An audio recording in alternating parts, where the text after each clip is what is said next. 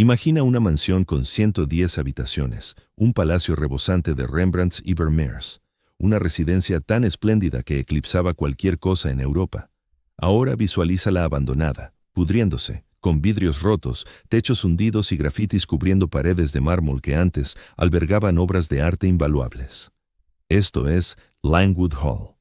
Y esta es la historia de cómo una de las mayores mansiones de Estados Unidos pasó de un lujo inimaginable a una ruina total en menos de un siglo. Se trata de una fortuna que no pudo shielding contra la desgracia, de una sola noche en 1912 que aniquiló una dinastía, de lo veloz que puede desmoronarse todo, por majestuoso, costoso o meticulosamente construido que sea. No es solo el relato de un edificio, es sobre las personas que habitaron allí, la familia que lo tenía todo y lo perdió todo, el sueño que se transformó en pesadilla. Así que acomódate, porque lo que vas a escuchar es una de las historias más desgarradoras en la arquitectura histórica de Estados Unidos. Y antes de arrancar, me encantaría saber tu opinión en los comentarios.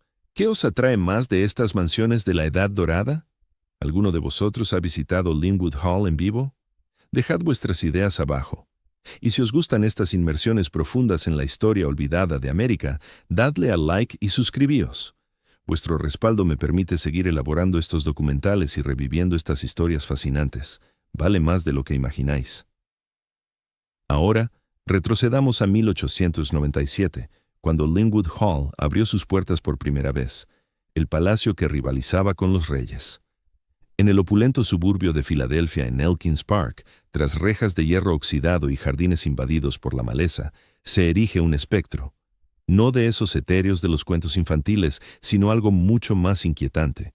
Un palacio concebido para perdurar eternamente que lleva muriendo 70 años. Langwood Hall.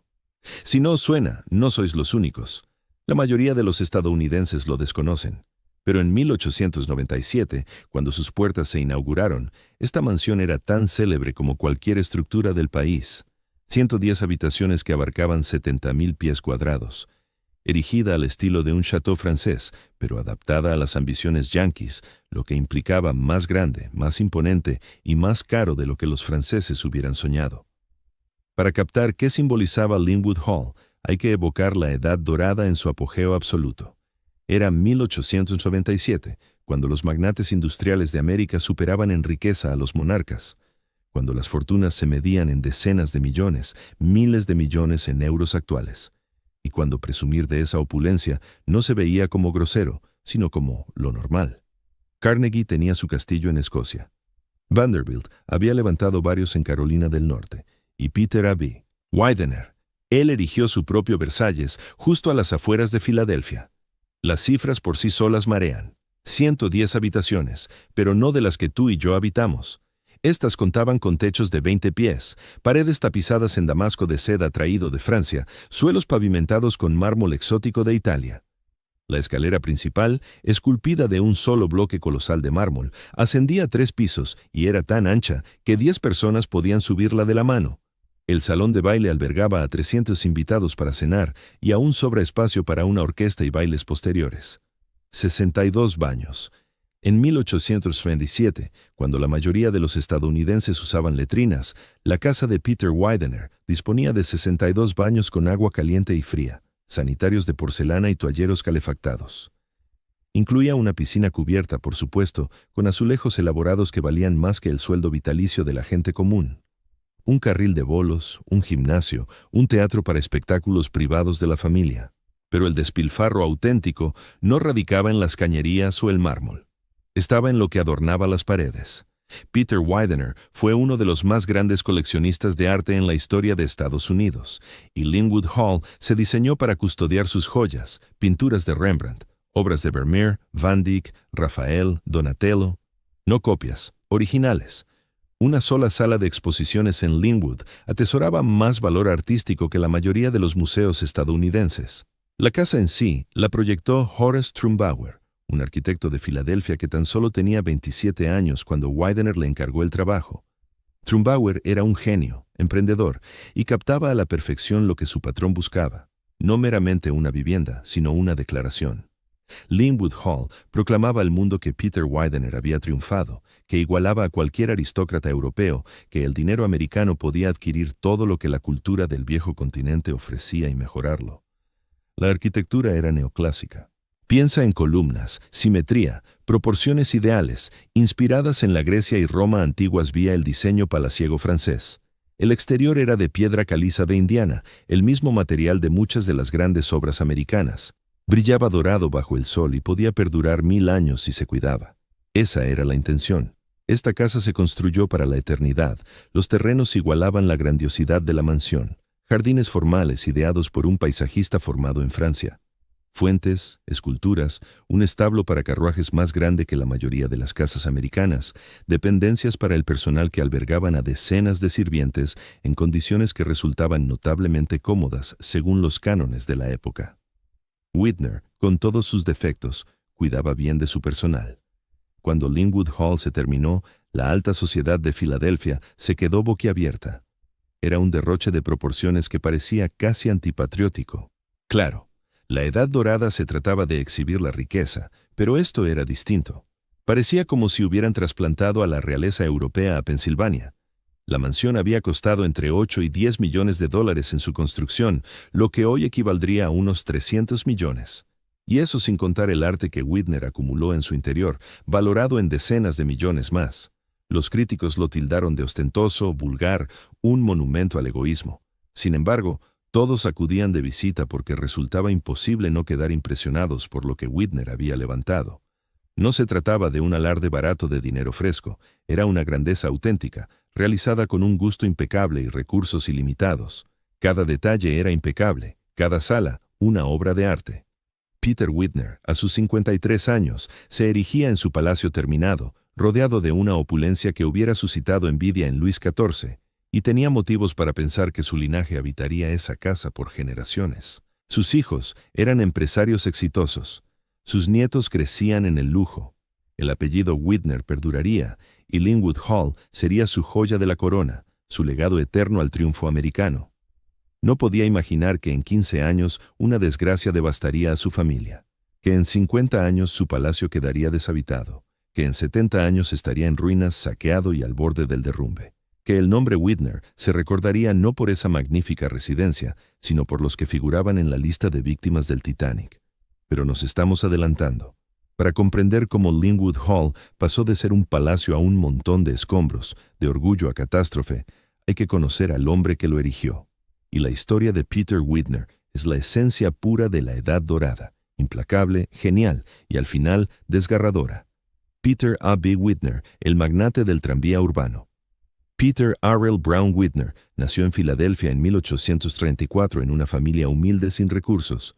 Su padre era albañil, su madre se ganaba la vida cosiendo. Vivían en una casita modesta en un barrio obrero donde todos batallaban para llegar a fin de mes. Peter abandonó la escuela a los 13 para echar una mano en casa, empezando como chico de los recados y luego como dependiente en una carnicería. No era el arranque que uno esperaría para alguien que acabaría poseyendo un palacio, pero Peter poseía algo que no se aprende en las aulas. Intuía a la gente y manejaba el dinero como nadie. A los 19 años ya había ahorrado lo suficiente para montarse su propia carnicería. No era un local lujoso, sino un modestísimo negocio que atendía a obreros y sus familias, pero era suyo. Llegó entonces la guerra civil y Peter Widener amasó su primera fortuna. Conseguí un contrato para proveer carne a las tropas de la Unión. Era un curro poco glamuroso. Comprar reses, sacrificarlas, transportar la carne hasta los campamentos militares. Pero rentaba, y Peter era ferozmente eficaz. Al acabar la guerra, disponía de capital de sobra para dejar la carnicería e invertir. Su talento radicaba en detectar chances que los demás pasaban por alto. En los años 70 del siglo XIX, las ciudades americanas crecían a pasos agigantados y precisaban de movilidad. Los tranvías tirados por caballos unían barrios, permitiendo que las urbes se extendieran más allá de lo que se podía recorrer a pie. Widener vislumbró el porvenir. Quien dominara los tranvías, dominaría la ciudad. Empezó adquiriendo líneas de tranvía en Filadelfia, unificándolas y optimizándolas. Mientras otros inversores veían el negocio como algo estancado y monótono, Widener forjaba un imperio del transporte. pero fue la electrificación la que lo catapultó a la verdadera riqueza. Cuando en los 80 del 19 los tranvías eléctricos empezaron a suplir a los de caballos, Whitner estaba en el sitio ideal. Controlaba las líneas.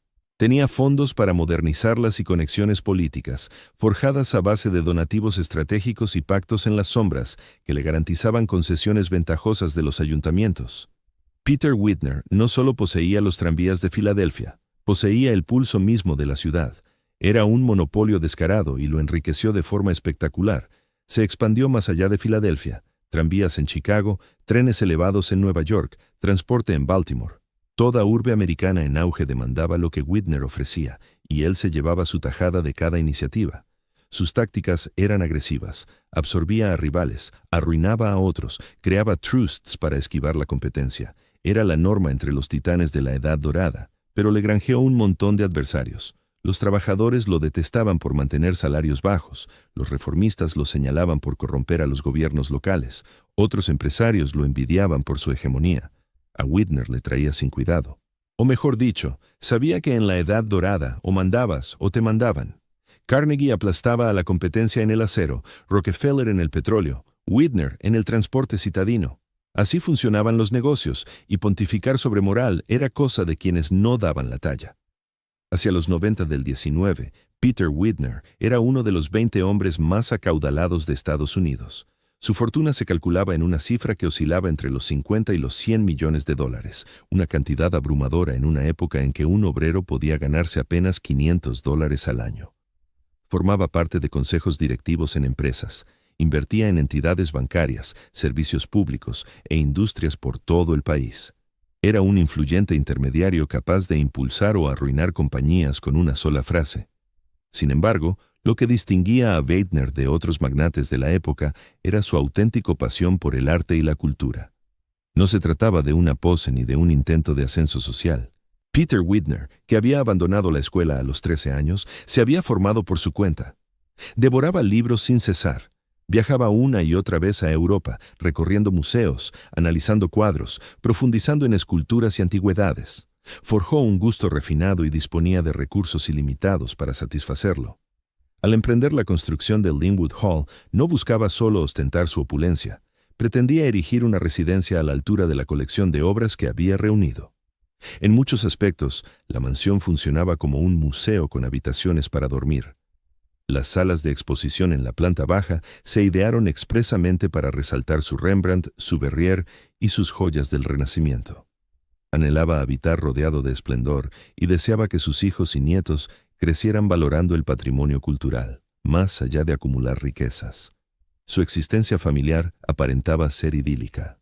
Su esposa Hannah era una mujer equilibrada y práctica que regentaba el hogar con eficacia y educaba a sus vástagos con esmero. Contaban con 2 hijos varones que alcanzaron la madurez, George y Joseph. Ambos se incorporaron al negocio familiar junto a su padre, familiarizándose con el sector del transporte y amasando sus propias fortunas. George contrajo matrimonio con Eleanor Elkins, hija de otra prominente familia de Filadelfia, consolidando así el estatus social de los Whitner. Joseph se unió a Ella Pancoast, de igual pedigrí. Llegaron los nietos, Harry, el Eleanor, Joseph Jr., y la saga familiar parecía asegurada. Linwood Hall se inauguró en 1897, cuando Peter contaba 63 años, en el clímax absoluto de su triunfo. Poseía riqueza, influencia, una morada imponente, un clan afectuoso y una pinacoteca que los museos codiciaban. Se había elevado desde la nada gracias a su astucia y determinación implacable hasta figurar entre la élite estadounidense. El muchacho que había empezado en una carnicería ahora residía en un palacio. Todo parecía ideal. Todo parecía eterno.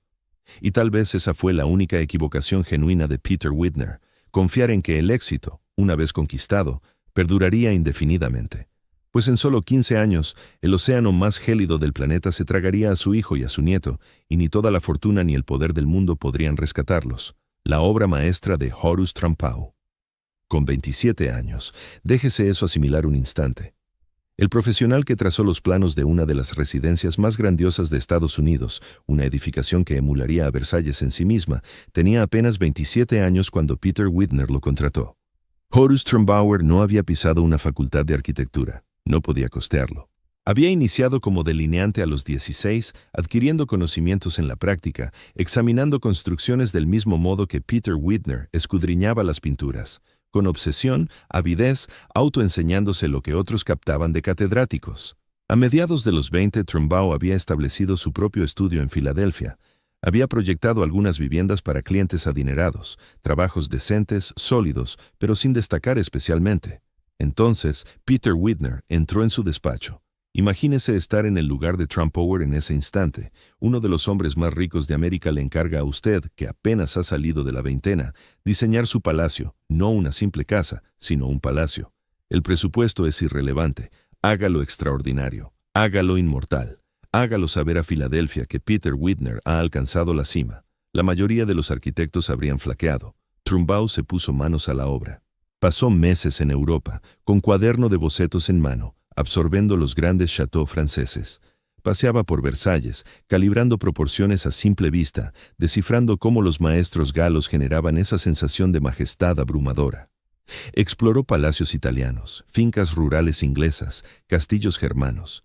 Llenó libretas de esbozos, cotas, pormenores, la curva de una escalinata, la armonía de las columnas, la incidencia de la luz a través de ventanales altos. Pero Trumbaugh no se limitaba a imitar. Sintetizaba, seleccionando lo mejor de la arquitectura europea y reinventándolo para un patrón norteamericano con aspiraciones a la medida de su nación. Los franceses erigieron Versalles para un monarca con derecho divino. Trumbaugh lo hacía para el hijo de un carnicero que se había abierto paso a codazos mediante tranvías y acuerdos cárnicos. Misma magnificencia, relato distinto. El proyecto que concibió era una perfección neoclásica. Visualícelo. Se acerca a Linwood Hall por un largo camino flanqueado de árboles. La casa se desvela poco a poco. Primero, la silueta del tejado, luego, las colosales columnas del pórtico. Al fin, la fachada completa de 3 pisos, extendiéndose más allá de lo imaginable. 180 pies de ancho en el frente. Piedra caliza de Indiana que resplandece como miel bajo el sol de la tarde. Columnas tan elevadas que debe ladear la cabeza para divisar sus capiteles. No pretende ser discreta. Aspira a dejarle sin aliento. Y lo consigue. El vestíbulo de entrada por sí solo podría engullir la casa entera de la mayoría de la gente. Los suelos de mármol con motivos geométricos, en negro, blanco y dorado, traídos de canteras italianas. Las paredes elevándose 2 pisos, adornadas con yeserías y molduras tan detalladas que podrías examinarlas durante horas. Un techo recubierto de trabajos en estuco elaborado, obra de artesanos italianos que habían dedicado décadas a su aprendizaje. Y esa escalera, esa imponente y sobrecogedora escalera tallada en una sola pieza de mármol, que asciende, se divide y asciende de nuevo, tan majestuosa que bajarla parecía como hacer una entrada en una corte real. Cada estancia que ideó Trumbaugh cumplía una función más allá de la simple habitabilidad. El salón de baile no era solo un sitio para danzar, representaba una declaración de que los Widener podían agasajar a 300 invitados con la misma naturalidad que invitar a amigos a cenar. La biblioteca no servía únicamente para guardar volúmenes. Estaba forrada del suelo al techo con caoba tallada, provista de una escalera deslizante para acceder a los estantes más altos y con sillones de cuero dispuestos para captar la luz de las altas ventanas, generando un rincón que proclamaba: «Esta familia aprecia el saber, la cultura y la vida intelectual». Las galerías de arte, y había varias, no solo una, contaban con una iluminación impecable. Ventanas orientadas al norte para ofrecer una luz suave y constante. Paredes tapizadas en damasco de seda con tonos que realzaban las obras. Perspectivas calculadas con precisión para que, al recorrer las salas, cada obra maestra se desvelara en el instante idóneo. Hasta los museos analizaban esas galerías y tomaban nota de su diseño. Pero lo que realmente distinguía a Trumbaugh como un genio era su comprensión de que una mansión de tales dimensiones podía resultar gélida e impersonal, como un museo deshabitado. Por eso, integró rincones acogedores dentro de la estructura monumental, un saloncito junto al vestíbulo principal donde la familia se reunía para el café matutino, comedores con vistas a los jardines, despachos privados en los que Peter podía aislarse con un libro, el salón de Ellen, concebido especialmente para ella, con la iluminación perfecta para bordar y leer. Estos no eran espacios públicos para deslumbrar. Eran lugares auténticos para la vida cotidiana, escondidos entre la opulencia. Las innovaciones técnicas impresionaban tanto como la belleza estética. calefacción central alimentada por enormes calderas de carbón en el sótano, un sistema tan avanzado que regulaba temperaturas distintas en cada ala de la casa, iluminación eléctrica en todo el inmueble, generada por el propio motor de la finca, una red telefónica que unía las principales dependencias, 2 ascensores, uno para la familia y otro para el servicio y las entregas. En 1897, esto era tecnología de vanguardia, y Trumbau la incorporó con maestría a su estilo neoclásico. La obra duró 3 años y demandó a cientos de obreros, canteros italianos, enlucidores franceses, especialistas en mármol, en talla de madera, en detalles ornamentales que ninguna máquina podía igualar. Los gastos se dispararon, como ocurre en empresas tan ambiciosas, pero Widener no titubeó. «Hazlo impecable», le indicó a Trumbau. «Yo me encargo del dinero». Cuando Linwood Hall se inauguró en 1897, Horus Trumbauer contaba 30 años y había forjado su obra cumbre. Más adelante proyectaría otras residencias, museos y edificaciones públicas. Se convertiría en uno de los arquitectos más destacados de Estados Unidos, pero nunca superaría a Linwood. Nadie lo haría. Aquello fue el clímax, el instante en que el dinero ilimitado se fusionó con una visión impecable, cuando un joven prodigio tuvo libertad absoluta para materializar su sueño. La casa estaba pensada para perdurar 1000 años. La piedra caliza no se desmoronaría, el mármol no se agrietaría, los cimientos eran eternos. Trumbau había levantado algo que debería haber resistido como el Partenón, como el propio Versalles. No podía imaginar que en menos de un siglo su joya se deterioraría, que los techos se hundirían, el mármol sería profanado, las ventanas destrozadas, que toda su meticulosa previsión de durabilidad se vendría abajo no por fallos en la obra, sino por desastres y el olvido. Sin embargo, ese derrumbe aún quedaba lejano. Por el momento, Linwood Hall se erigía intacta y radiante, preparada para acoger los tesoros que Peter Widener había reunido a lo largo de su existencia. Una colección artística valorada en millones. Entra en Linwood Hall en 1900 y no solo accedes a una vivienda. Penetras en uno de los museos privados más excepcionales del planeta. A tu izquierda, al cruzar el vestíbulo de entrada, un Rembrandt, no una reproducción ni una imitación, un auténtico Rembrandt, que valía más de lo que la mayoría ganaría en 10 vidas. Al fondo de la galería, un Vermeer, una de las escasas 36 obras que el maestro holandés pintó en toda su trayectoria. Más adelante, retratos de Van Dyck de la nobleza europea. Sus figuras te miran con desdén aristocrático. Una Madonna de Rafael, una escultura de Donatello, piezas de Botticelli, Tiziano, el Greco, millones de dólares en arte, decenas de millones, colgados en las paredes que la familia Widener contemplaba a diario. Peter Widener no tropezó. Se adentró en el mundo del coleccionismo artístico con la misma dedicación que había aplicado al negocio de los tranvías, de forma sistemática, con una obsesión por dominar cada aspecto. Devoró libros de historia del arte, contrató asesores auténticos, especialistas capaces de diferenciar obras maestras de falsificaciones astutas. Viajó en múltiples ocasiones a Europa, explorando colecciones privadas y galerías hasta confiar en su propio criterio. Pero lo fundamental era su fortuna, que le permitía adquirir lo mejor. Cuando una pintura excepcional salía a subasta, Widener superaba a todos los competidores con su oferta. En los últimos años del siglo XIX, cuando muchos nobles europeos atravesaban dificultades y se veían obligados a desprenderse de reliquias familiares, Widener aparecía con el dinero listo. No actuaba por capricho emocional, no ansiaba poseer una obra concreta. Solo buscaba las muestras más destacadas de los artistas supremos y disponía de los medios para obtenerlas. Su colección se centraba en los viejos maestros, lienzos del siglo XV al XVII. No era casualidad ni presunción. Eran piezas que habían resistido el paso del tiempo, avaladas por museos y eruditos como verdaderamente excepcionales. Un Rembrandt mantendría su valor eterno. Un Vermeer sería siempre un tesoro. Se trataba del arte como herencia cultural e inversión inteligente. Aunque Widener apreciaba sinceramente aquellas obras más allá de su precio en el mercado. La joya de su conjunto era El molino de Rembrandt, un paisaje atípico para el pintor, con un molino recortado de manera impactante contra un cielo tormentoso. Widener desembolsó una cantidad récord por él, $500,000 en 1911, unos 15 millones de dólares actuales, y lo colocó en su galería principal para que todo visitante lo viera de entrada. Representaba su orgullo, Su obra emblemática, su forma de proclamar que su galería competía con las europeas más ilustres, pero no se limitaba a cuadros. Whitner reunió porcelanas chinas, jarrones y cuencos de las dinastías Ming y Qing, encargos imperiales. Conseguía esculturas renacentistas en bronce y mármol de escultores legendarios. Adquiría manuscritos iluminados de monasterios medievales, muebles pertenecientes a reyes franceses, tapices que adornaron castillos.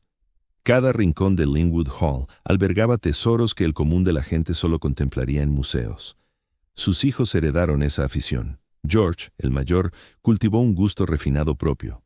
Reunió retratos en miniatura, diminutas pinturas de nobleza europea con detalles exquisitos, cientos de ellas, cada una un prodigio en pequeño formato.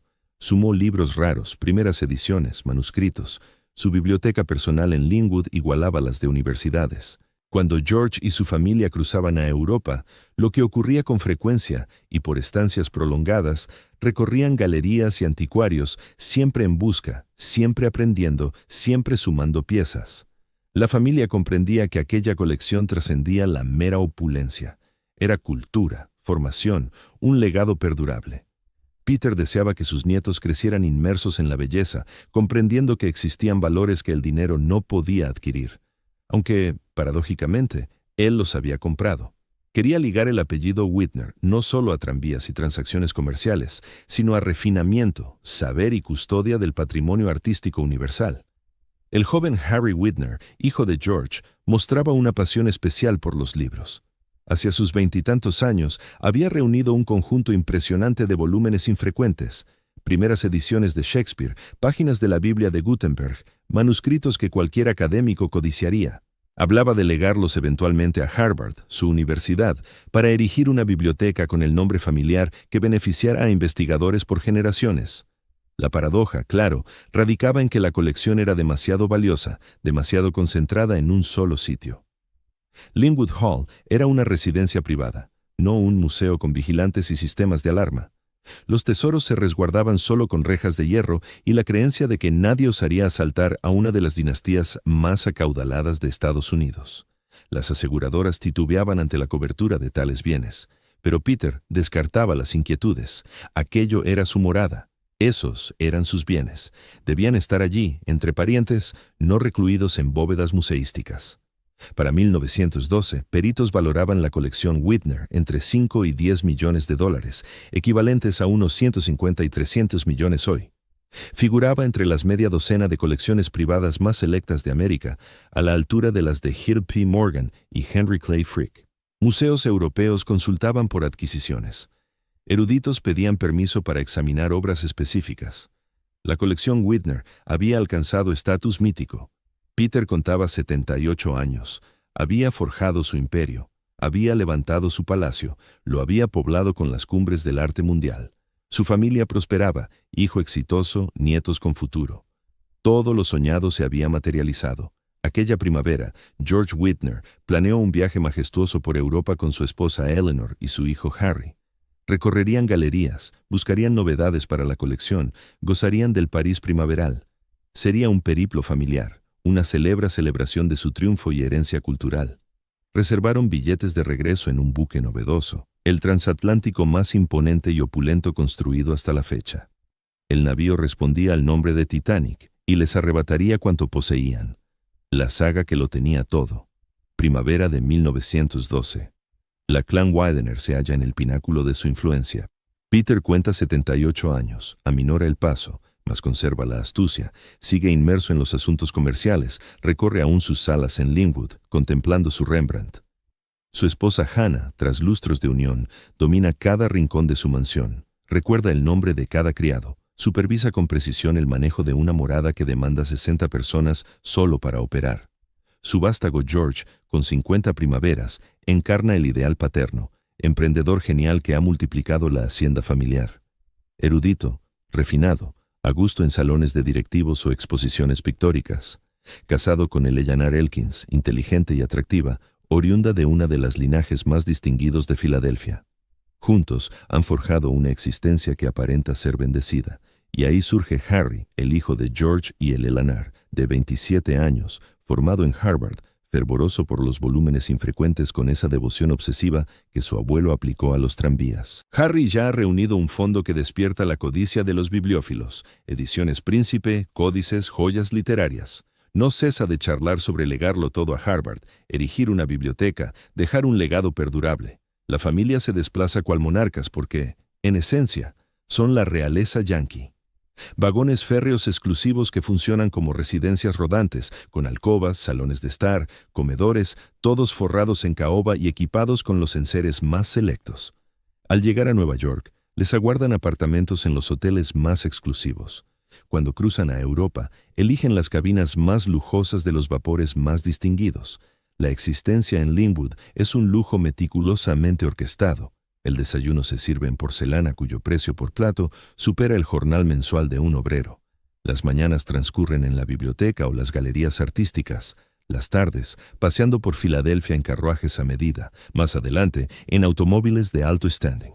Las veladas acogen banquetes para 20, 50, 100 invitados. La alta sociedad de Filadelfia, socios comerciales, emisarios foráneos. El personal lo torna invisible. Despiertas y tu aposento ya luce impecable mientras dormías. Tus prendas están dispuestas, agua caliente lista para el aseo. Bajas y el desayuno surge en el instante preciso, cocinado a tu gusto. Jamás reflexionas sobre quién lavó la ropa, pulió la platería o dispuso las flores en cada estancia. Simplemente ocurre. Los vástagos menores de George y el Eleanor Fitz y George Jr., medran en esta esfera de privilegios. No han conocido otra realidad.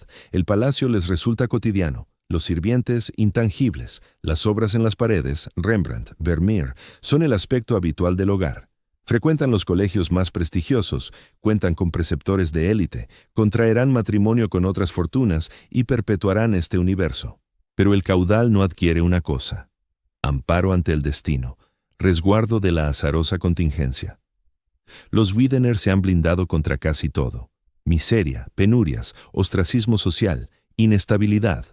Han levantado murallas de fortuna en torno suyo. Y creen, tal vez sin admitirlo, que esas barreras los inmunizan de lo inevitable. Aquella primavera, George resuelve que el linaje requiere un periplo europeo, por motivos laborales sin duda. Siempre hay capitales que vigilar, citas que cumplir, pero también deleite.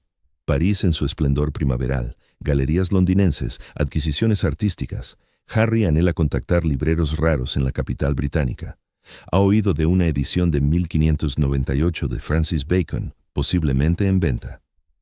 Eleanor desea explorar las ateliers parisinas, adquirir vestidos, saborear la temporada. Reservan travesía de vuelta en el buque más reciente y suntuoso del orbe. RMS Titanic. Primera clase, por supuesto, los apartamentos más excelsos. Navegarán con su valet particular, Edwin Keeping, leal al clan desde hace años. La ruta durará menos de 7 días. Regresarán a Linwood a finales de abril, de vuelta a su idílica rutina. El 10 de abril de 1912 embarcan en el Titanic en Cherburgo, Francia. El buque cumple todas las expectativas, colosal, distinguido, de un lujo inconcebible. Su suite equivale a la de cualquier gran hotel. Los comedores compiten con los restaurantes más afamados de París. Los compañeros de viaje son sus pares sociales, John Jacob Astor IV, Benjamin Guggenheim, Isidor e Ida Strauss. No es mero cruce atlántico, es una fiesta flotante para la crème de la élite americana. Harry se encuentra en éxtasis. Encontró el volumen de Francis Bacon en Londres, invirtió una suma exorbitante, lo porta a todas partes. Ha entablado contactos fascinantes a bordo. Coleccionistas, eruditos, almas que comparten su afición. Él y su progenitor pasan horas en la biblioteca del navío discutiendo sobre lecturas, sobre bellas artes, sobre horizontes venideros. Quizás Harry redacte un catálogo de su fondo. Quizás levanten esa biblioteca en Harvard más pronto de lo previsto. Eleanor recorre las tiendecillas del barco, redacta misivas a amistades en la patria, se regocija con el halago. Eso conlleva ser un Widener. La gente conoce el apellido, la gente ansía conocerlos, dejarse ver a su lado. Es embriagador y agotador por igual, pero ella ya está acostumbrada. Esta es su existencia. George se muestra sereno de un modo que rara vez logra en Filadelfia. Lejos de las tensiones empresariales, de los compromisos sociales, simplemente deleitándose con el tiempo junto a su esposa e hijo. Cenan con el capitán Smith, pasean por la cubierta de paseo. Traman planes para el verano, quizá Newport, tal vez un nuevo viaje a Europa. El porvenir se extiende rebosante de opciones y sosiego. La noche del 14 de abril, George y Eleanor organizan una cena en el restaurante a la carte del buque. Los manjares más exquisitos, el vino superior, charlas que fluyen con naturalidad entre individuos que comparten el mismo idioma de opulencia y estatus. Los Astor están presentes, los Thyers también. El capitán Smith se acerca a su mesa, conversa con cordialidad. Es una velada impecable. Harry se retira antes del postre. Está fatigado, prefiere leer en su camarote. Su padre se ríe, lo tilda de ratón de biblioteca. Eleanor le besa la mejilla. Lo verán en el desayuno. Harry agarra su valioso tomo de Francis Bacon y se encamina a la cama. La reunión prosigue. Corre el champán. Alguien suelta un chiste que arranca una carcajada a Eleanor. Esa risa social y radiante que ha pulido a lo largo de años de banquetes idénticos. George consulta su reloj de bolsillo. Casi las 11. Deberían acostarse pronto. Quizás un último sorbo de vino. A las 11:40 de la noche, el Titanic choca contra un iceberg. La fiesta no se interrumpe de golpe. Hay un estremecimiento, un ruido extraño de raspado. Alguien inquiere, ¿qué ha sido eso? Pero no hay sirenas ni histeria. El navío es insumergible. Todo el mundo lo sabe. Ha salido en todos los diarios. Los Widener terminan su vino. Entonces surge un steward, esforzándose por mantener la compostura, aunque con apremio en la voz. Chalecos salvavidas en cubierta. Solo una medida de prevención, seguramente una tontería. George y Eleanor se miran. ¿Es esto de verdad? El buque es colosal, firme como un edificio, pero algo en la mirada del steward les indica que no se trata de un simulacro. Se dirigen a su suite para vestirse con ropa más abrigada y recoger a Harry. Y en ese instante, su vida ideal, el palacio, el arte, los criados, el blindaje del dinero, todo ello se vuelve totalmente, absolutamente irrelevante. Porque el océano Atlántico no se impresiona por tu linaje. No le importan tus ediciones raras de libros ni tu Rembrandt colgado en una pared a 2000 metros de distancia. No le interesa que lo tengas todo. Se apodera de lo que desea. El 15 de abril de 1912, la noche en que todo viró. La cubierta es un desbarajuste, pero un desbarajuste ordenado. Los stewards guían a los viajeros hacia las chalupas, damas y niños prioritarios, la orquesta tocando ragtime y después himnos, en un intento por aplacar los ánimos. Eleanor permanece allí con su traje de noche y un abrigo de piel echado encima. Desconcertada. Esto no puede estar pasando. El barco se inclina. No mucho, pero se percibe. El agua acecha en alguna parte abajo, ascendiendo. La tripulación se afana en disimular el pavor, pero se adivina en sus ojos. George la rodea con el brazo. Harry está a su lado, aferrando aún ese maldito libro. Edwin Keeping, su mayordomo, merodea cerca, sin saber cómo actuar. Son pasajeros de primera, ciertamente saldrán bien parados, ciertamente hay un procedimiento, pero no hay chalupas suficientes. Eso se hace evidente. El insumergible buque cuenta con 16 lanchas y 4 plegables para 2.200 almas. Alguien falló en el cálculo. Alguien juzgó que más embarcaciones estorbarían la cubierta de paseo, afeaban la estampa. Alguien priorizó la elegancia sobre la protección. Un oficial se planta junto al codo de Eleanor. Señora, la necesitamos en esta chalupa ahora mismo. George lo capta antes que ella. La norma es inflexible. Mujeres y niños primero. Sin salvedades. La empuja con suavidad hacia la lancha. Ve, dice. Nosotros iremos tras de ti. Enviarán las chalupas de regreso. Eleanor contempla a su esposo, a su hijo. Harry tiene 27 años. Es un adulto, no un menor. No lo dejarán subir a una lancha. George anda por los 50. Ninguno de los dos embarcará mientras queden mujeres a bordo. Es el decálogo, la norma, lo que distingue a los hombres de honor de los cobardes. No os abandono. Eleanor afirma que debes hacerlo. La voz de George se torna resuelta. Los niños te precisan. Se refiere a sus otros hijos. En Filadelfia, en Linwood, Eleanor Fitz George Jr. necesitan a su madre. El oficial urge. La chalupa se llena. El tiempo apremia. Harry da un paso al frente. Intenta entregarle a su madre el libro de Francis Bacon, su joya, el objeto por el que surcó un océano. Llévatelo, dice. Guárdalo a salvo. Eleanor lo rechaza. Guárdalo tú. Lo vas a necesitar. Aún no asimila la gravedad. Aún confía en que todos saldrán airosos. Bromeando sobre esto en el desayuno más tarde. George casi la alza para meterla en la chalupa. Te quiero, dice. Nos veremos pronto. La lancha empieza a descender. Eleanor alza la vista hacia su marido y su hijo, erguidos en la barandilla, observándola bajar. George forcejea por sonreír. Harry saluda con la mano. Tratan de evitar que tema, de fingir que todo saldrá bien. Es la última vez que los ve con vida. Para George y Harry, las horas siguientes transcurren en vigilancia y espera. El buque sigue. La proa se inclina más y más. Más botes zarpan a medias llenos porque la gente aún no se convence del riesgo. Nadie desea abandonar el refugio del gran transatlántico por una frágil embarcación en el mar oscuro. La orquesta sigue tocando. Algunos hombres encienden habanos para fingir calma.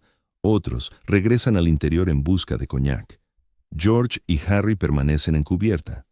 Ayudan a subir a otras mujeres a los botes. Cumplen con el código, esa norma no escrita de que los ricos mueren antes que las pobres, de que el estatus implica un deber. John Jacob Astor asiste a su esposa embarazada a un bote, inquiere si puede unirse a ella por su estado. El oficial lo deniega. Astor retrocede, enciende un cigarrillo, se une al grupo de hombres y aguarda. Hacia las 2:00 de la madrugada, la proa se hunde en el agua. La popa se eleva. La gente empieza a resbalar por la cubierta. El ángulo es ya pronunciado. Imposible ignorarlo. Este buque se hunde, y aún hay cientos de personas a bordo. Harry y George se mantienen unidos, padre e hijo. Tal vez conversen sobre Linwood, sobre la pinacoteca familiar, sobre esa biblioteca que Harry planeaba edificar. O quizá guarden silencio. Quizás las palabras resulten vanas. A las 2:20 de la madrugada, el Titanic se parte en dos. Las luces se apagan. La sección de popa, donde se hallan George y Harry, se yergue en vertical, a 90 grados, apuntando a las estrellas. Por un instante, de forma inverosímil, parece suspendida en el aire. Luego, se precipita. El agua está a 28 grados. No te ahogas en un frío así. El shock y la hipotermia te matan en minutos. Los músculos se contraen. El corazón cesa. Es rápido, al menos piadoso a su manera. Edwin Kipping, su mayordomo, perece también. Se quedó con sus patrones hasta el final. A 2 millas de distancia, Eleanor se encuentra en el bote salvavidas número 4, contemplando cómo se desvanecen las luces del navío. Escucha los ruidos, sobre todo gritos, que la perseguirán eternamente. Envuelta en una manta, tiritando, rodeada de otras mujeres que ven morir a sus maridos, alguien murmura: «Los botes regresarán, recogerán a los supervivientes». Pero los botes no vuelven. Temen que los desesperados nadadores los abrumen, así que reman alejándose de los alaridos hacia la negrura y esperan el alba. Cuando el Carpathia llega al amanecer y recoge a los rescatados, Eleanor es izada a bordo, le ofrecen té caliente. Una amable mujer le proporciona ropa seca, se queda junto a la borda, escudriñando en busca de otros botes, de su esposo y su hijo. No aparecen. Ya yacen en el fondo del océano a 2,5 millas de profundidad, junto a 1,500 más, junto al libro de Francis Bacon de Harry que guardaba en el bolsillo de su abrigo, junto a todo. Eleanor descubre la verdad completa poco a poco. Las listas de pasajeros confirman a los fallecidos. George Widener, Harry Widener, Edwin Kipping, todos desaparecidos. En Filadelfia, en Linwood Hall, Peter Widener recibe el telegrama. Su hijo, su nieto, ambos muertos. Tiene 78 años. Ha superado todas las guerras empresariales, todos los tropiezos, todos los obstáculos. Y ahora esto. La fortuna no los salvó. El palacio no los resguardó. Todos los Rembrandt y Vermeer y volúmenes raros, inútiles. Eleanor sobrevive, pero la supervivencia parece una maldición. Debe volver a Filadelfia, a Linwood, para encarar a su suegro y a sus hijos e intentar aclarar por qué ella vive y ellos no. Cómo subió al bote, cómo los abandonó. El palacio la aguarda. 110 habitaciones, 60 sirvientes, galerías repletas de obras invaluables, todo impecablemente cuidado, bellísimo, vacío. El duelo de una viuda en 110 estancias desiertas. Eleanor regresa a casa 3 semanas después del Titanic. El tren desde Nueva York llega a Filadelfia. Sus hijos supervivientes la esperan. Eleanor Jr., Fitz Eugene Jr. La miran con interrogantes que temen formular. ¿Dónde está el padre? ¿Dónde está Harry? Saben la respuesta. Todo el mundo la sabe. Los periódicos no han hablado de otra cosa durante semanas, pero ver a su madre sola, avanzar hacia ellos sin su marido ni su primogénito, lo hace real de un modo que los diarios no pudieron. El trayecto a Elkins Park, pasando por las verjas, subiendo ese largo camino flanqueado de árboles. Linwood Hall emerge, imponente e inalterado. La piedra caliza brilla bajo el sol primaveral. Los jardines se mantienen en perfecto estado, nada ha variado y todo ha cambiado. Peter Widener la recibe en la entrada. Ha envejecido una década en 3 semanas. Su hijo, su nieto, su heredero y el heredero de su heredero, ambos ausentes. Abraza a Eleanor y 2 personas que lo han perdido todo intentan consolarse con frases que no encuentran. Dentro, el personal ha dispuesto todo a la perfección. Las habitaciones de Eleanor están preparadas, flores frescas en cada jarrón, su té preferido a punto. Intentan sostener la rutina, pero ¿cómo se sostiene la normalidad cuando la mitad de la familia reposa en el fondo del Atlántico? Eleanor recorre la mansión como un espectro. Cada sala guarda recuerdos. El comedor donde Harry leía durante el desayuno, tan absorto en sus lecturas que su plato se enfriaba. La biblioteca donde George fumaba habanos tras la cena. La galería donde todos se reunían ante el Rembrandt, debatiendo sobre pintura. Ahora Eleanor se queda allí sola. El servicio no sabe qué hacer. ¿Deberían dejarla en paz o permanecer cerca por si necesita algo? ¿Deberían aludir a George y Harry o fingir que no ha ocurrido nada? Optan por el mutismo, que les parece inadecuado, aunque menos erróneo que romper el silencio. Peter se esfuerza en dedicarse al trabajo para ahogar sus penas en los asuntos comerciales, pero su alma no está puesta en ello. ¿Para qué sirve? Había erigido un vasto imperio con la idea de legárselo a sus hijos. Ahora solo queda Joseph, su vástago menor. Joseph es indudablemente competente, pero George era quien captaba la visión de Peter, quien compartía su fervor por el arte y la cultura. George estaba destinado a heredar Linwood, a criar allí a sus descendientes y a perpetuar la saga familiar. La colección de obras de arte les reprocha su pérdida. Todos esos Rembrandt y Vermeer, reunidos a lo largo de décadas, cada pieza seleccionada con meticulosidad. Ahora no son más que objetos, hermosos y costosos objetos incapaces de rescatar a nadie. Peter deja de frecuentar las galerías, de contemplar los lienzos. ¿De qué vale? Eleanor se afana en preservar las costumbres para sus hijos supervivientes. Desayuno a las 8, clases con preceptores, cena en común, pero la mesa del comedor, que antes albergaba a 50 comensales, ahora solo ocupa a 5 en un salón diseñado para multitudes, y el silencio ahoga. Intentan charlar sobre temas mundanos como estudios, el clima o proyectos futuros, pero cada diálogo termina girando en torno a la ausencia. Por las noches, Eleanor yace en su alcoba, el mismo cuarto que compartió con George durante años, y oye cómo la mansión se aquieta. 110 estancias, y jamás se ha sentido tan aislada. Los criados están presentes, por supuesto, desplazándose en silencio por los corredores y velando por el buen orden. Pero resultan invisibles, educados para esfumarse. Se queda a solas con sus recuerdos y su remordimiento. Pues Eleanor ha perdurado. Embarcó en el bote salvavidas. Acató la orden de George de partir, los abandonó atrás. Y sí, no había alternativa. Sí, la norma priorizaba a mujeres y niños. Sí, George lo exigió. Pero ella ha sobrevivido. Y la razón no alivia la culpa. Transcurren meses. Los trámites legales se extienden sin fin. Testamentos, herencias, resoluciones empresariales. Peter es ya anciano y está demasiado abrumado por el duelo para gestionarlo todo. Joseph asume el mando, haciéndose cargo de mayor parte de los negocios familiares. Pero surgen recordatorios incesantes, reclamaciones de las familias de la Titanic, homenajes, crónicas periodísticas. El apellido Widener aparece sin cesar en los diarios, no por triunfos comerciales o adquisiciones artísticas. Ahora son la familia trágica, las víctimas del Titanic. Eleanor toma una resolución. Harry deseaba legar su fondo de volúmenes a Harvard. Hablaba de erigir una biblioteca. Él ya no podrá, pero ella sí. Construirá la biblioteca que él imaginó. La llenará con sus libros, asegurará que su nombre perdure. La biblioteca memorial Harry Elkins Widener, un tributo a su hijo. Le brinda un foco aparte del pesar. Colabora con Harvard y con proyectistas, invirtiendo fondos y brío en forjar algo espléndido y perdurable. La biblioteca será colosal, albergando millones de tomos con el tiempo. La colección de Harry formará su núcleo. Futuros investigadores la consultarán por generaciones. Su hijo será recordado no solo como una víctima del Titanic, sino como un mecenas, un apasionado del saber. Peter lo respalda. Comprende el afán de edificar algo eterno cuando todo parece efímero, pero sabe que una biblioteca no mitigará el sufrimiento. Nada lo hará. Tiene 78 años y ha sobrevivido a su hijo. Es un orden equivocado. Los padres no deben sepultar a sus vástagos. Linwood Hall prosigue su marcha porque así ha de ser. Los sirvientes la custodian. Los jardines reciben cuidados. El arte se limpia del polvo, pero ahora es un quehacer mecánico, carente de la vitalidad que lo elevaba por encima de un mero palacio. Las cenas de gala cesan. Las recepciones sociales concluyen. ¿Quién querría organizar festejos en una morada de luto? La salud de Peter decae. Aún recorre los terrenos, aún se acomoda en su biblioteca, pero le falta el empuje. En 1915, 3 años después del Titanic, fallece. No por dolencia concreta, solo por vejez y un corazón destrozado.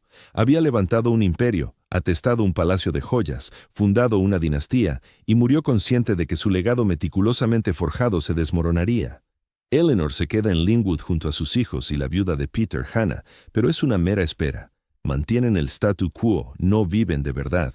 La casa es desmesurada, rebosante de espectros. Cada sala susurra ecos de varones que no regresarán. Joseph hereda la mayor parte del patrimonio de Peter.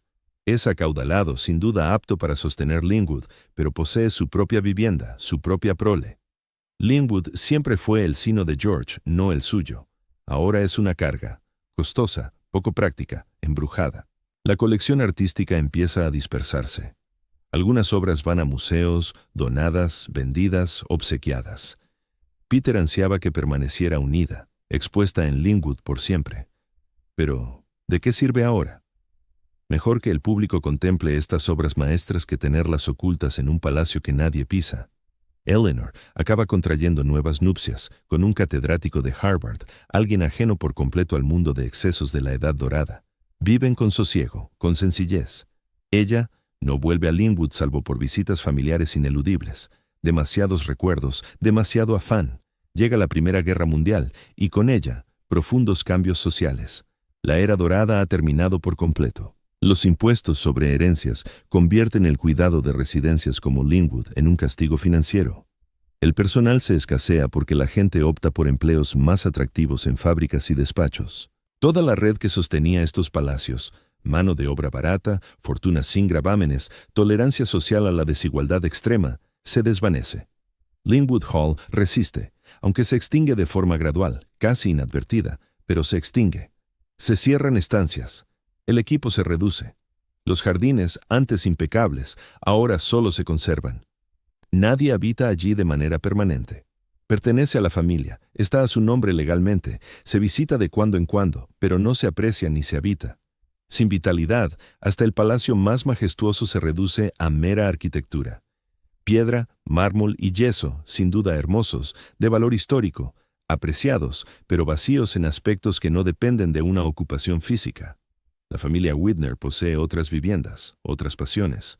Linwood se convierte en la herencia que reciben, la carga que asumen, el dilema que no resuelven del todo. Demasiado costoso de preservar, demasiado relevante para desecharlo, así que permanece como un cadáver espléndido, a la espera de que alguien determine su destino. La agonía lenta de una saga familiar. Para 1930, Linwood Hall se ha transformado en un anacronismo oneroso. Reflexionen sobre lo que ha acaecido en América. Los locos años 20 trajeron jazz, cabarets, mujeres emancipadas y un repudio total a la rigidez victoriana. Luego llega la Gran Depresión, y de pronto las mansiones opulentas resultan indecentes. La gente hace cola por pan, mientras la familia Widner posee una casa con 110 habitaciones. No es una imagen favorable. Joseph Widner, el hijo superviviente de Peter, se enfrenta a una disyuntiva. Conservar Linwood y perder dinero en su upkeep o renunciar a él. Él opta por un término medio. Mantenerlo al mínimo, guardar allí las obras de arte más valiosas de la familia, pero sin residir a tiempo completo. Se convierte en un depósito carísimo para genialidades. El personal se contrae a un mínimo indispensable, quizá 15 personas en lugar de las 60 de antaño. Se clausuran secciones enteras. Sábanas polvorientas cubren los muebles. La calefacción solo funciona en las zonas usadas esporádicamente. Los jardines, que antes requerían una docena de jardineros, ahora se arreglan con 2 o 3. Siguen siendo espléndidos, pero bordes salvajes se infiltran. La naturaleza ignora las lindes de la propiedad. Sin embargo, el arte que queda es sublime. Joseph ha recibido las colecciones de su padre y sus hermanos. Linwood aloja aún algunas de las mejores obras de antiguos maestros en manos privadas. Rembrandt, Vermeer, Rafael, piezas valoradas en millones, incluso en moneda de la depresión. Los museos consultan con frecuencia sobre adquisiciones. Joseph siempre declina. Esto es legado familiar, no mercancía. Pero cuidar el arte como es debido exige control climático, vigilancia, restauración. Todo costoso, todo imprescindible. Joseph lo financia porque no hay alternativa, aunque cada año resulta más difícil racionalizarlo. ¿Por qué guardar tesoros invaluables en una casa deshabitada? ¿Por qué no cedérselos a instituciones donde millones los admiren, donde reciban atención experta y la familia obtenga ventajas fiscales? En 1937, Joseph toma una resolución. Las piezas clave, el Rembrandt, el Vermeer, las joyas de la corona, irán al National Gallery of Art en Washington. El museo lo erige Andrew Mellon con la meta clara de fundar la pinacoteca pública más grande de América. La donación de Joseph será su tesoro principal. La colección Widner ocupará un ala entera, expuesta con decoro, cuidada por profesionales, accesible al público en vez de pudrirse en un caserón clausurado. Es la opción sensata, la viable, pero también una confesión. El sueño se ha desvanecido. La idea de Peter de un dominio familiar que atesore la cultura por generaciones ha naufragado. El arte perdurará, pero no en Linwood, no con los Widner. La casa se vacía más. Sin las obras que validaban su razón de ser, solo son dependencias, costosas, elegantes, de importancia histórica, pero dependencias al fin. Los hijos de Joseph no desean residir allí. Han madurado en una época distinta, con principios renovados. Un palacio en las afueras no seduce. Es una molestia. La Segunda Guerra Mundial asesta otro golpe. El Estado requiere materiales, los impuestos sucesorios se disparan, la mano de obra escasea, todos laboran en industrias o combaten allende los mares. Cuidar Linwood en tiempos bélicos parece antipatriótico, derrochador. La familia clausura más salas, merma aún más el servicio. La mansión se resguarda, aguardando días prósperos que no llegan. Joseph fallece en 1943. Sus hijos heredan Linwood, pero ninguno ansía habitarlo. Es demasiado vasto, caro, ligado a un tiempo pretérito que no añoran. Enfrentan el mismo enigma que Joseph, mantenerlo o soltarlo. Lo conservan a duras penas. Complicaciones jurídicas entorpecen la venta. Está en fideicomisos, con estatus histórico, sujeta a normas urbanísticas, pero no lo atienden como corresponde. Eso demandaría millones que no piensan invertir en una finca que rechazan. Para 1950, Linwood Hall está prácticamente desierta, en propiedad legal, sí, atendida de forma superficial, por los pelos. Pero nadie habita allí. Nadie recorre esos pasillos de mármol. Nadie contempla las piezas de arte y los muebles que aún perduran. Los sirvientes han desaparecido. Los jardines se han convertido en selvas indómitas. Las ventanas comienzan a romperse y nadie las repara. El tejado presenta filtraciones que se ignoran. Los vándalos lo localizan. Linwood queda desierto, aislado, vulnerable a intrusiones. Destrozan vidrios, cubren las paredes de aerosol, se llevan todo lo que puedan transportar. La escalinata de mármol, demasiado pesada para removerla, sufre profanaciones. La yesería ornamentada se arruina a propósito. Ni siquiera surge de una necesidad. Es mera devastación. Esa agresividad que los inmuebles vacíos parecen provocar. Grupos locales de conservación lanzan alertas. Esta es la obra cumbre de Horus Trampower. Posee un valor histórico incalculable. La arquitectura, el arte manual, todo irreemplazable. Se movilizan, captan fondos, contactan a la familia Widner para que done la mansión y la salve. La familia rechaza. O, para ser precisos, alegan que es un asunto enredado. Fideicomisos, impuestos, riesgos legales. Quizás en el futuro, pero no en este momento. Los defensores del patrimonio intentan recaudar capital para adquirirlo. No lo consiguen. Solo estabilizar el edificio demandaría millones, decenas de millones para rehabilitarlo por completo. Nadie cuenta con tales recursos para una residencia en las afueras. Pasan las décadas, los años 60, 70 y 80. Linwood prosigue su derrumbe gradual. El tejado se hunde en tramos, el agua se infiltra a raudales, suelos podridos que arruinan los techos inferiores. La yesería elaborada, que artesanos italianos tardaron meses en forjar, se desmorona y precipita. El mármol se agrieta por los ciclos de heladas y deshielos. La fachada de piedra caliza, concebida para perdurar 1000 años, se erosiona y mancha. Fotógrafos la hallan, exploradores urbanos se cuelan, registran la ruina, suben imágenes a la red. Las fotografías resultan escalofriantes. Salones nobles repletos de escombros, detalles refinados ocultos bajo pintadas, esa impresionante escalinata que asciende a pisos superiores hundidos. Vuelve a ganar notoriedad, aunque por motivos erróneos, no como emblema de triunfo, sino como testigo de derrota. El contraste resulta demoledor. Basta comparar instantáneas de 1900, impecables, radiantes, rebosantes de obras y vitalidad, con las de 2000, el mismo inmueble, irreconocible, donde antes reinaba la elegancia, ahora impera la descomposición. Donde había esmero, ahora olvido. Donde bullía actividad, solo silencio mortal. Y en medio de todo, la familia Whitner retiene la titularidad legal, sin cuidarla ni cederla, encadenada a su propia vacilación, mientras la creación de Trumbaugh se desintegra. Abandonada. 70 años de deterioro. Si te plantas hoy frente a Linwood Hall, estás ante un escenario delictivo. No un homicidio, sino algo más pausado. Una agonía por desatención que se ha consumado a la vista de todos durante 7 décadas. Mientras el mundo observa y nadie interviene, las verjas permanecen aseguradas con cadenas. El óxido devora la herrería decorativa que antaño brillaba. Más allá, el camino de acceso está agrietado. Hierbas brotan a través del asfalto. Árboles que se podaban con mimo ahora se expanden salvajes, obstruyendo la perspectiva de la casa. Hay que apartar ramas para atisbarla siquiera, y entonces la ves. La fachada de piedra caliza, pensada para resplandecer dorada bajo el sol, aparece ennegrecida por lustros de suciedad y vegetación orgánica. Las ventanas están hechas trizas, no unas pocas, sino cientos. Algunas se han tapiado con tablones que a su vez se pudren, otras bostezan vacías como encías desdentadas, dejando que el clima y las alimañas invadan los huecos oscuros. El tejado. Dios mío, el tejado. Tramos enteros se han desplomado. Se divisa el interior desde fuera. Se atisba el cielo donde deberían estar los falsos techos. La lluvia y la nieve han cascado por esas brechas durante décadas, aniquilando cuanto hallaban debajo. La yesería compleja, esos artesanos italianos que invirtieron meses en patrones intrincados, se ha disuelto por la humedad, amontonándose en pilas de ruinas sobre suelos carcomidos. Los exploradores urbanos irrumpen con asiduidad. Publican capturas y grabaciones en Internet, detallando el colapso con crudeza. Recorrer Linwood Hall en 2024 equivale a transitar un cadáver. Cada estancia narra una historia de esplendor arrasado. El vestíbulo de entrada, que en su día dejaba boquiabiertos a los invitados por su magnificencia.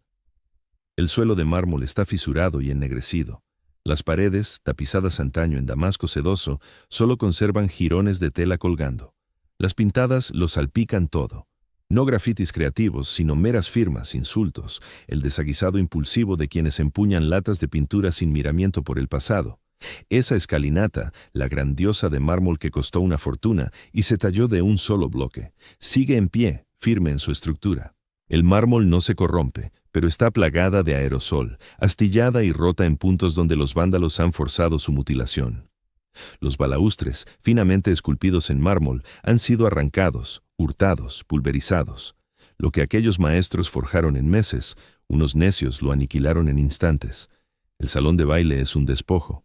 El pavimento se ha hundido en parte hacia el sótano. El techo, que albergaba yeserías opulentas y lámparas de araña, se ha derrumbado por secciones, formando montones de cascotes. Todas las ventanas han desaparecido. Pájaros anidan en las alturas. El agua se cuela sin cesar, generando una humedad constante que apesta a podredumbre y moho. Las galerías de arte, esas dependencias ideadas para exhibir Rembrandts. Las salas principales y los salones están convertidos en cascarones vacíos. Los tapices de seda de las paredes han desaparecido, ya sea podridos o robados. La iluminación impecable que Trumbaugh ideó carece de sentido en la actualidad. No hay electricidad ni arte. Solo muros deteriorados y lucernarios rotos que dejan entrar la luz solar cruda y la lluvia. La biblioteca, donde George y Harry solían charlar sobre volúmenes raros y proyectos venideros, resulta quizás la estancia más desoladora. Las estanterías de caoba tallada perduran, pero están afectadas por la humedad y cubiertas de moho. Los libros se han esfumado hace tiempo, donados, vendidos o dispersados. El espacio resuena con el vacío. Casi se perciben ecos de diálogos pasados, de proyectos concebidos y de ilusiones que se extinguieron en una noche de abril de 1912. En los sótanos, los dormitorios del servicio y las dependencias mecánicas se inundan.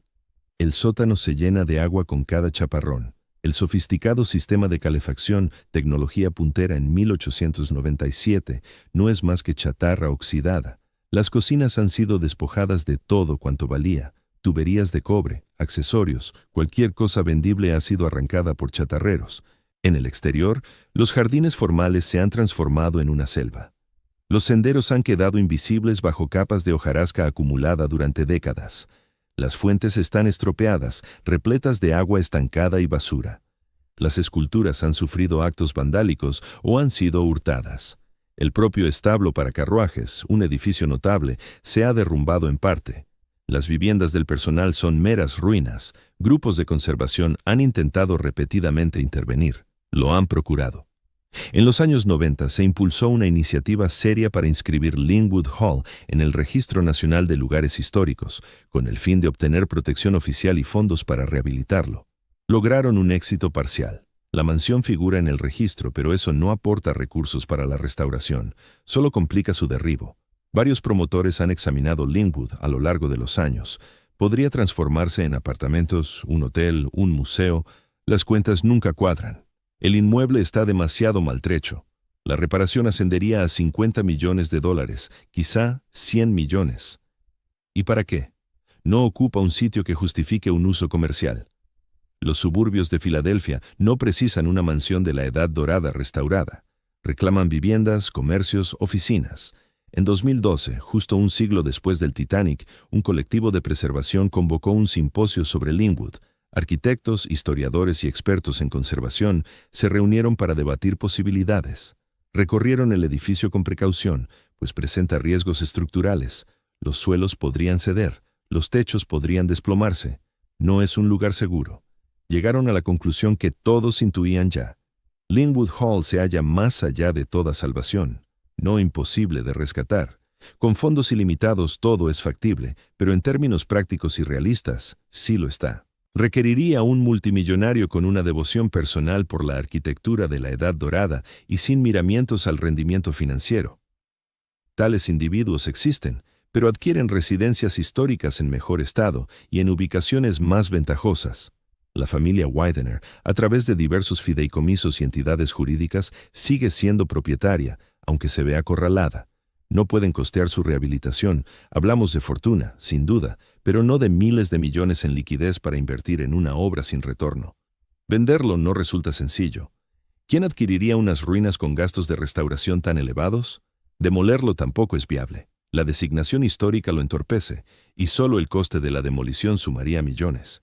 Así pues, Linwood permanece en lenta agonía mientras abogados y albaceas lo administran de lejos, abonando impuestos prediales mínimos y aguardando que algún día surja una salida. Los vecinos lo detestan. Es un feo desaguisado, un peligro potencial. Los chavales se cuelan a pesar de las vallas y las señales de prohibido el paso. Alguien podría lesionarse y entonces llegarían demandas. La asociación vecinal ha suplicado una acción, sea rehabilitación, derribo o lo que fuere. Nada sucede. Las autoridades locales han valorado expropiarlo por deudas fiscales o infracciones normativas. Pero, ¿qué harían con él? No desean asumir la titularidad de una mansión en ruinas. Eso recaería en el contribuyente, en su cargo y gasto. Mejor que los Widener conserven la propiedad legal y la responsabilidad. De modo que Linwood Hall persiste en este limbo, demasiado valioso históricamente para arrasarlo, demasiado deteriorado para recuperarlo, demasiado oneroso para conservar, demasiado enredado legalmente para zanjar. Solo se va degradando mes tras mes, año tras año, década tras década, el clima, los vándalos y el paso del tiempo cumpliendo su labor paulatina. Los fotógrafos lo adoran. Linwood Hall ha cobrado renombre en los ambientes de exploración urbana. Surge en publicaciones sobre lugares abandonados, en vídeos de YouTube sobre vestigios. Esta morada que antaño encarnaba el triunfo, ahora representa el fiasco. Este palacio erigido para la posteridad no ha durado ni un siglo, y en algún punto del fondo del Atlántico, a 2,5 millas de profundidad, George y Harry Widener yacen en tinieblas, sin sospechar que el palacio que su linaje levantó con tanto orgullo se convertiría en la ruina más célebre de América. Sin imaginar que el Titanic no solo les arrebataría la vida, sino también su hogar, aunque de forma más pausada. La mansión que nadie logra redimir. Lo que torna la historia de Linwood Hall tan especialmente luctuosa es que no tenía por qué acabar así. Compárese con Biltmore. Tamaño parecido, época similar, pretensiones equiparables. Pero B. Biltmore prospera con vigor. Propiedad familiar, impecablemente cuidada, atrae a más de 1 millón de visitantes cada año. ¿El motivo? Tras la muerte de George, los Vanderbilt se reinventaron. Abrieron la mansión al público, generaron fuentes de ingresos, la gestionaron como un negocio, más allá de un mero legado. La familia Widener no pudo o no quiso hacer lo mismo. Después del Titanic, después de la muerte de Peter, les resultaba impensable convertir su hogar familiar, el sitio donde George y Harry habían residido, en un atractivo turístico. Les parecía irrespetuoso, vulgar, demasiado mercantil. Optaron por la vía opuesta, propiedad privada, uso escaso, progresivo abandono. Cuando quizás empezaron a pensárselo de nuevo, ya era tarde. La casa se había degradado en exceso, el entorno había mutado por completo. Abrir Linwood al turismo en 1950 podría haber triunfado. En 1990 era inviable. Ya no quedaba nada que exhibir. La ubicación también influye. Biltmore ocupa miles de hectáreas en las montañas, un destino en sí mismo. Linwood se ubica en un suburbio de Filadelfia, rodeado de barrios residenciales. No se puede transformar en un hotel resort. No es factible erigir una bodega o restaurantes en sus terrenos. Está atrapada por el desarrollo urbano actual. En 2023, un multimillonario llamado Richard June adquirió Linwood Hall. Por fin, se pensó, un individuo con medios, alguien capaz de rehabilitarla. June reveló proyectos para un desarrollo de usos mixtos. La mansión se restauraría como museo y espacio para eventos. Se añadirían construcciones nuevas para viviendas y actividades comerciales. Los defensores de la preservación se mostraron cautelosamente esperanzados, aunque los obstáculos son colosales. La edificación lo requiere todo: tejado nuevo, ventanas renovadas, refuerzo estructural. El yeso demanda un cambio total. El mármol precisa limpieza y reparaciones. Instalaciones eléctricas, fontanería, calefacción y ventilación, todo desde cero.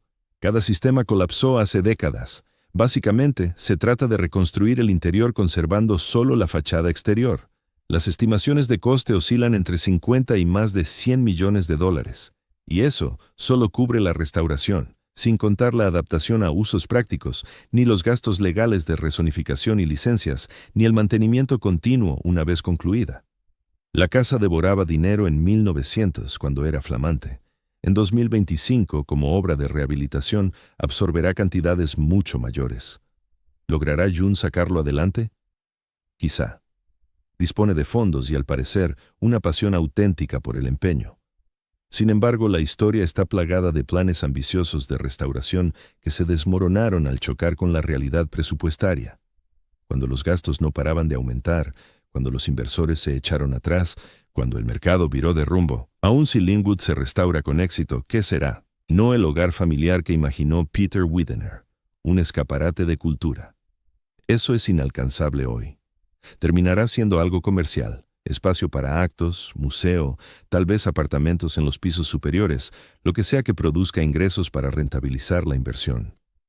Lo cual está bien, es sensato, pero supone reconocer que el sueño primigenio se vino abajo por completo. Y surge una cuestión más profunda. ¿Deberíamos salvarla? Sí. Horace Trumbauer fue un arquitecto genial.